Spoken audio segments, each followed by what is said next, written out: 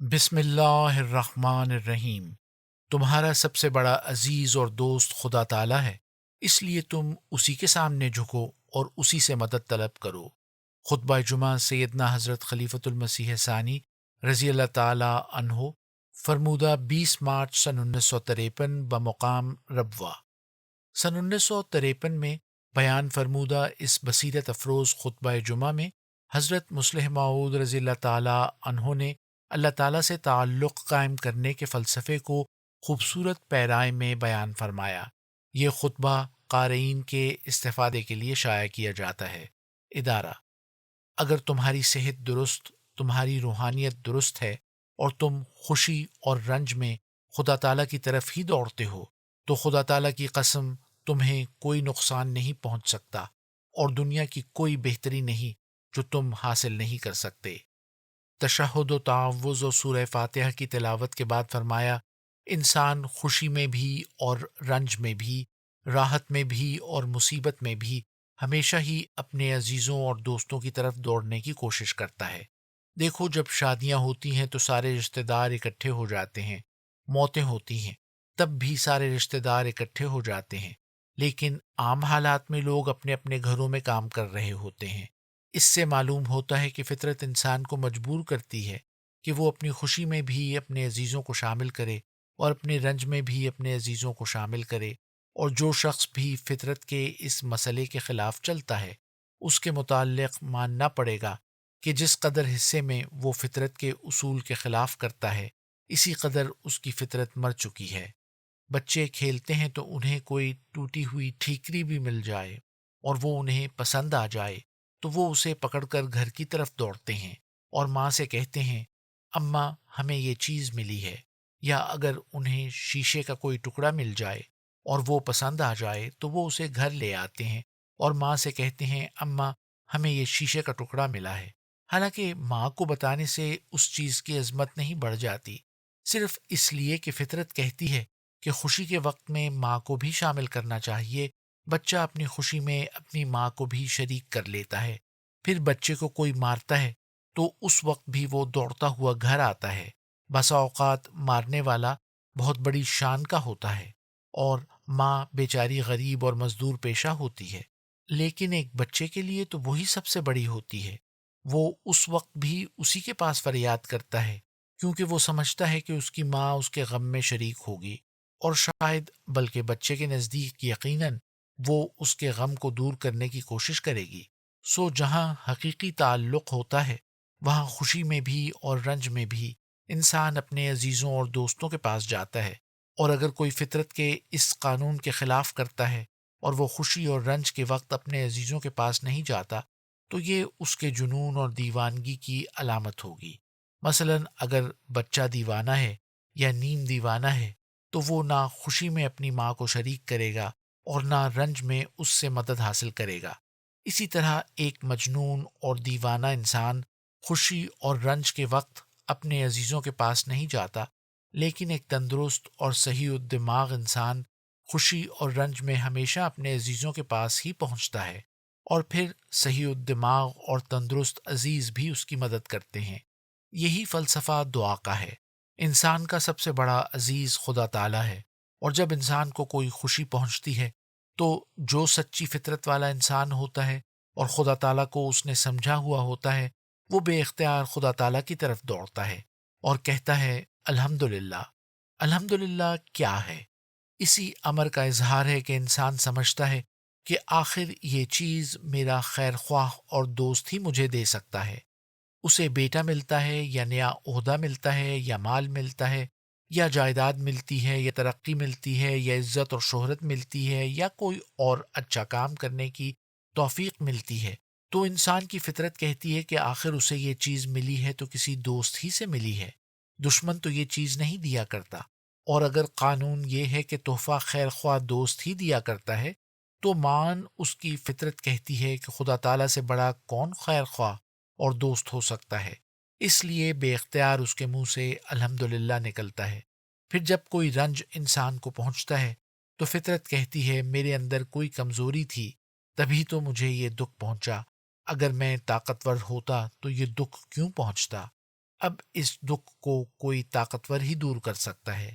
رنج ہمیشہ اس بات پر دلالت کرتا ہے کہ کوئی بیرونی طاقت مدد کرے، اور جب انسانی ذہن کو فطرت اس طرف لے جاتی ہے کہ اب کوئی غیر طاقت ہی مدد کرے تو مان اس کا دل ادھر مائل ہوتا ہے کہ اللہ تعالیٰ کے سوا کون ہے جو اس دکھ کو دور کرے۔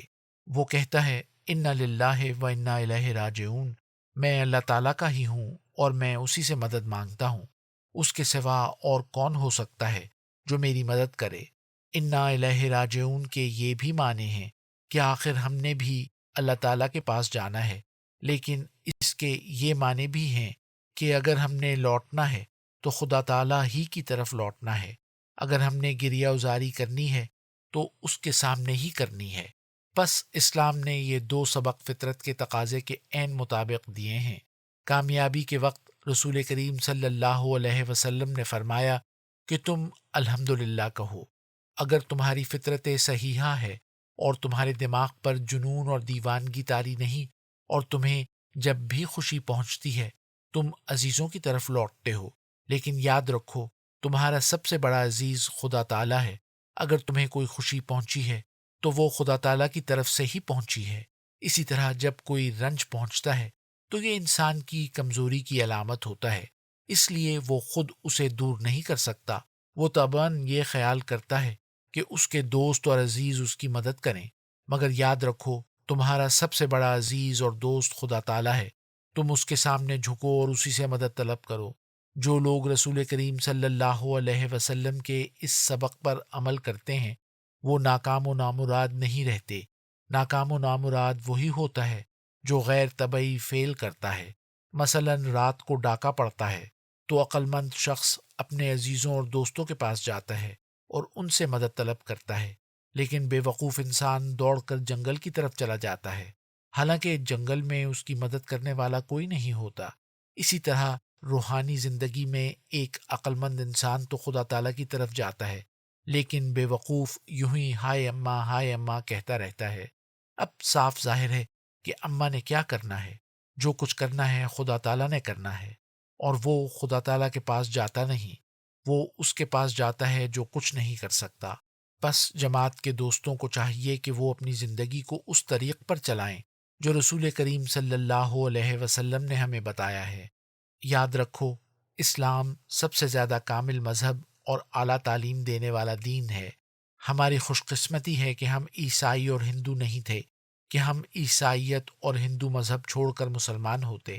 اللہ تعالیٰ نے ہمیں مسلمانوں کے گھر میں پیدا کر دیا، اور اس طرح سب سے بڑا قدم جو ہم نے چلنا تھا خدا تعالیٰ نے چلا دیا کہ ہم مسلمانوں کے گھروں میں پیدا ہوئے، اور بچپن میں ہی ہمارے کانوں میں یہ باتیں پڑیں کہ اسلام ایک کامل مذہب ہے۔ رسول کریم صلی اللہ علیہ وسلم خاتم الانبیاء اور افضل الانبیاء ہیں۔ اسلام خدا تعالیٰ کا دین ہے۔ اسلام ہی ایک مذہب ہے جو انسانوں کو خدا تعالیٰ تک پہنچاتا ہے۔ قرآن کریم اس کی آخری کتاب ہے۔ بچپن سے ہی یہ باتیں ماں باپ نے ہمارے کانوں میں ڈالنی شروع کی، پھر ہمیں عقل اور ہوش آئی تو ہم نے دیکھا کہ یہ باتیں درست ہیں۔ دنیا میں یہ بھی ہوتا ہے کہ ماں باپ اولاد کو بعض دفعہ غلط راستے پر چلا دیتے ہیں، اور جب اسے ہوش آتی ہے تو اسے پتہ لگتا ہے کہ جس راستے پر اسے اس کے ماں باپ نے چلایا تھا وہ غلط تھا۔ لیکن ہمیں ہوش آئی تو ہم نے دیکھا کہ ہمارے ماں باپ نے جو کچھ بتایا تھا وہ درست تھا۔ ہمارے ماں باپ نے بتایا تھا کہ قرآن کریم ایک کامل کتاب ہے۔ ہمیں جب ہوش آئی تو ہم نے دیکھا کہ ان کی یہ بات سچی تھی۔ قرآن کریم فی الواقعہ کامل کتاب ہے۔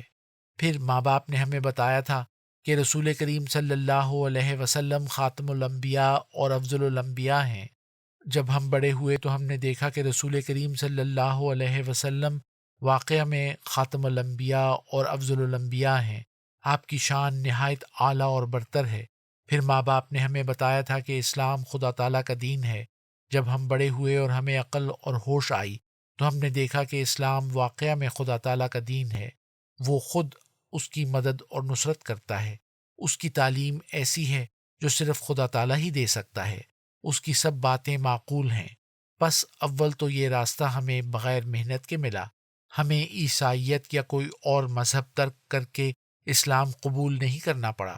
بلکہ ہم مسلمانوں کے گھر میں پیدا ہو گئے، اور اس طرح پہلا قدم خدا تعالیٰ نے خود چلا دیا۔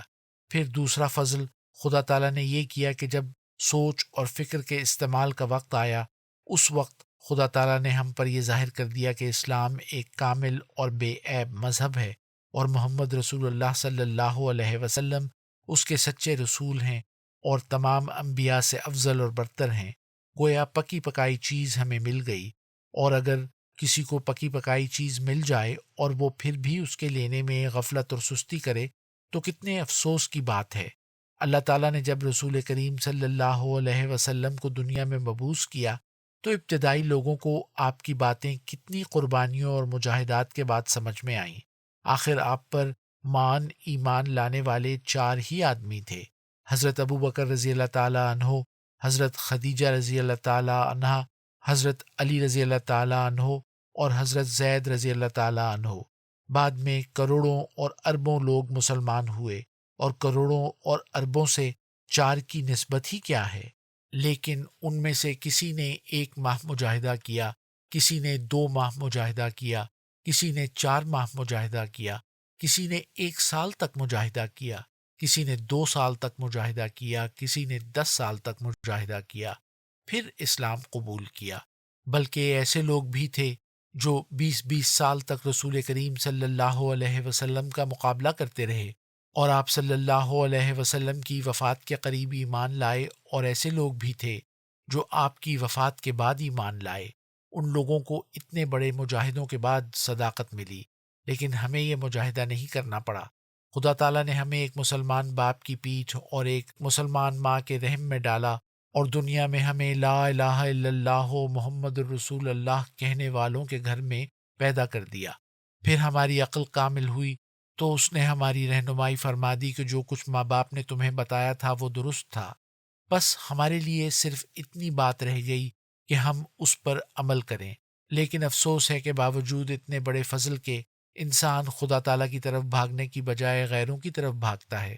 اگر وہ کسی مصیبت میں مبتلا ہو جاتا ہے تو کہتا ہے ہائے فلاں ہوتا تو میری مدد کرتا۔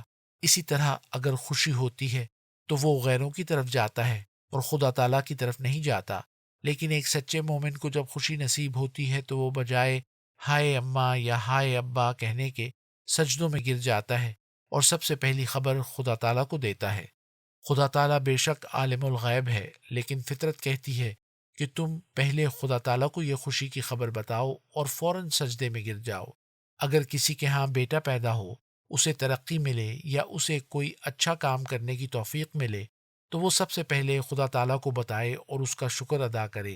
اسی طرح اسے رنج پہنچے تو وہ فوراً انا للہ و انا الیہ راجعون کہے۔ یعنی اگر مجھ پر مصیبت آ گئی ہے تو بقول پنجابی بزرگوں کے ملا دی دوڑ مسیت تک، میں نے تو خدا تعالیٰ کی طرف ہی جانا ہے۔